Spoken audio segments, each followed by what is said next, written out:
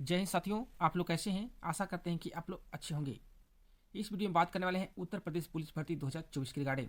जैसा कि आप लोग को मालूम होगा कि यूपी पुलिस के 60,244 पदों के लिए कल प्रीलिम्स एग्जाम कंडक्ट कराया गया। पहले दिन का पेपर समाप्त हो चुका है। आशा करते हैं कि आप लोग का भी पेपर बहुत ही अच्छा गया होगा। तो दोस्तों, पेपर को कंप्लीट एनालिसिस के बाद में आप लोग को एक एक्सपेक्टेड कट ऑफ मार्क्स बताने वाला हूँ। अगर आपके इतने मार्क्स आ रहे हैं तो आप बिना सोचे समझे फिजिकल की प्रिपरेशन में जुड़ सकते हैं। दोस्तों, किसी पेपर का कट ऑफ का निर्धारण मुख्यतः 4 बातों पर डिपेंड करता है। पहला, यहाँ पे पेपर के लेवल पर। दोस्तों, सबसे ज़्यादा जो यहाँ पे डिपेंड करता है, जो कट ऑफ आपका पेपर के लेवल पर ही डिपेंड करता है। आप लोग पेपर दिए होंगे तो आप लोग का लेवल पता ही चल गया होगा। दोस्तों, इस बार जो पेपर का लेवल रहा है पिछले बार की तुलना में काफ़ी ही टफ रहा है। जैसा कि आप यहाँ पे देख पा रहे होंगे कि यहाँ पे जो सेक्शन पूछे गए थे, आपको मैथ हो गया और उसके बाद में आपके रीजनिंग हो गया, ये दोनों सेक्टर से जो प्रश्न पूछे गए थे काफ़ी यहाँ पे लेंदी थे और कैलकुलेटिव थे, जिसके कारण बहुत से अभ्यर्थी यहाँ पे पूरी तरह से अटैम्प्ट नहीं किए और यहाँ पे नेगेटिव मार्किंग थे। इसके कारण यहाँ पे मैक्सिमम जो स्टूडेंट जो है ना, यहाँ पे फुल क्वेश्चन अटैम्प्ट नहीं कर पा रहे थे। और तो हिंदी के और यहाँ पे जो आप लोग के जीएस के जो प्रश्न थे, आप लोग यहाँ पे मॉडरेट लेवल के कहा जा सकता है। मॉडरेट लेवल के कहा जा सकता है, आपको इजी बिल्कुल नहीं कह सकते हैं, क्योंकि दोस्तों यहाँ पे जो प्रश्न थे इतना आसान नहीं थे। कुछ लोगों को जब क्वेश्चन एग्जामिनेशन हॉल से बाहर निकलता होगा तो लगता होगा कि ये प्रश्न इजी है, लेकिन दोस्तों एग्जामिनेशन हॉल में वही प्रश्न को सोल्व करने में अभ्यर्थियों को पसीने छूट जाते हैं। तो ओवरऑल यहाँ पे देखें तो लगभग 40% के आसपास में यहाँ पे जो प्रश्न थे आपको इजी लेवल के थे, जो सभी अभ्यर्थी यहाँ पे अटेम्प्ट कर सकते थे। और दोस्तों लगभग 40% के आसपास में यहाँ पे जो प्रश्न थे आपको मॉडरेट लेवल के थे। जी हाँ दोस्तों, 40% के आसपास में यहाँ जो प्रश्न थे मॉडरेट लेवल के थे, और यहाँ पे 20% जो यहाँ पे आपके जो प्रश्न थे आपको हार्ड थे, बहुत ही टफ था। दोस्तों, इसको यहाँ पे सोल्व करना अभ्यर्थियों को पसीने छूट रहे थे। इसी कारण यहाँ पे जो अच्छे लेवल की तैयारी करने वाले अभ्यर्थी थे 110 से लेकर के 120 से ज़्यादा अटेम्प्ट नहीं कर पाए हैं। कुछ लोग तो यहाँ पे 140 से लेकर के 145 तक भी अटेम्प्ट किए हैं। तो दोस्तों, उन लोगों को तो समझे कि पहले ही रिजल्ट हो गया। तुक्का लगाना तो कोई भारी बात नहीं होता है। आप 10 मिनट में चाहेंगे तो 150 प्रश्न रंग के आएंगे, और आपको सोशल मीडिया पर और कई एक जगह पर बोलने वाले भी मिलेंगे, मेरे को 130 प्रश्न सही हो रहे, 140 प्रश्न सही हो रहे, 120 प्रश्न सही हो रहे। वही जो तो जब आंसर किया आएगा और उसको 8 से 10 दिनों के बाद पूछिएगा तो उनका जो स्कोर है ना, जो 130 बोल रहे थे उनका जो स्कोर है 100 से अंदर आ जाएगा। जी हाँ दोस्तों, 100 से भी अंदर आ जाएगा।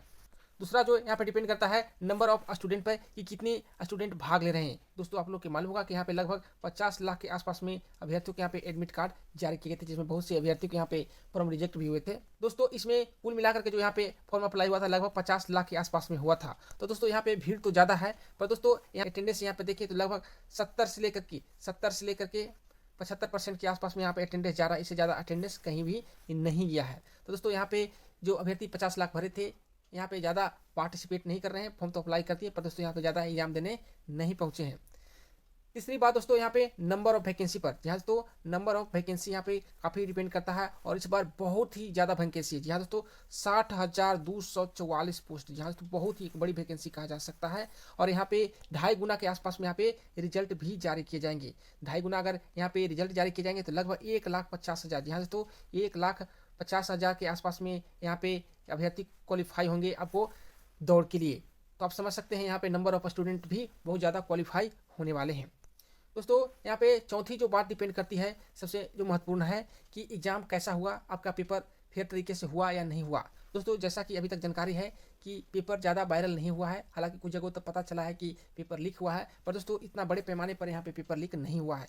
इसका प्रभाव है आपको कट ऑफ मार्क्स पर देखने को मिलेगा, क्योंकि जब पेपर वायरल हो जाता है तो कट ऑफ मार्क्स काफ़ी ही हाई चला जाता है। आप कितनों भी बना के चाहिए तो आपको रिजल्ट नहीं होने वाला है। जो चीटिंग किए हैं ना, उन्हीं को रिजल्ट होने वाला है।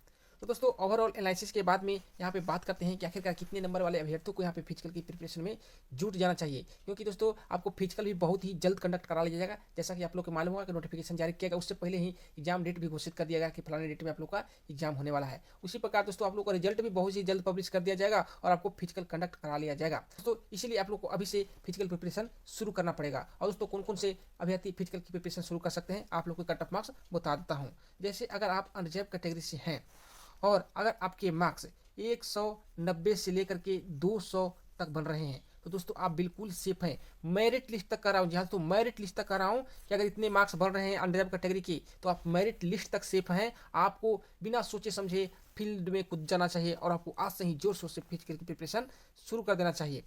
वही दोस्तों बात करें ओबीसी का, तो ओबीसी में अगर आपके मार्क्स 180 से लेकर के 190 के आसपास में बन रहा है तो आप बिल्कुल सेफ हैं, आपको फिजिकल प्रिपरेशन करना चाहिए। वही EWS कैंडिडेट जो हैं, अगर उनका मार्क्स 178 से लेकर के 185 के आसपास में बन रहा है तो आप सेफ हैं, आपको फिजिकल की प्रिपरेशन शुरू कर देना चाहिए।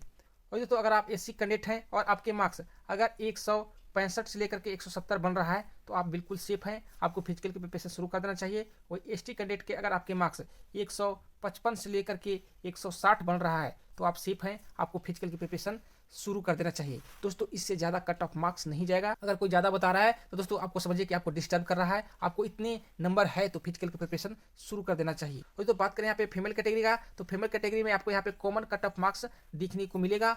अगर आपके मार्क्स 160 से लेकर के 165 के आसपास में बन रहे हैं तो आप बिल्कुल सेफ हैं, आपको फिजिकल की प्रिपरेशन अभी से शुरू कर देना चाहिए। इससे ज़्यादा महिलाओं को कट ऑफ मार्क्स देखने को नहीं मिलेगा।